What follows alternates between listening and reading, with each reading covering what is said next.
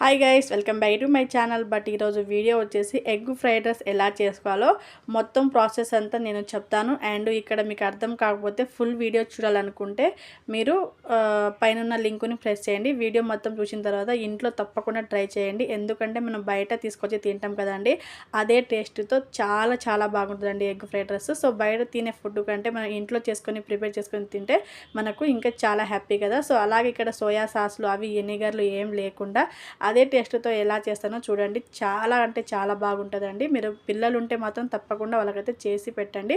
So ఇక్కడ మీకు ఈ వీడియోలో అర్థం కాదండి, ఎందుకంటే కొంచెం ఫాస్ట్గా వస్తుంది. సో ఇక్కడ మీరు ఫుల్ లింక్ మీద క్లిక్ చేసి చూడండి, ఆ ప్రాసెస్ అంతా క్లియర్గా ఉంటుంది. తప్పకుండా ట్రై చేసి మీ పిల్లలకైతే పెట్టండి. సో చాలా ఇష్టంగా తింటారు.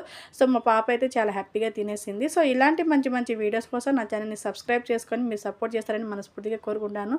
Please like and subscribe. Thank you for watch. Thank you all. Bye bye.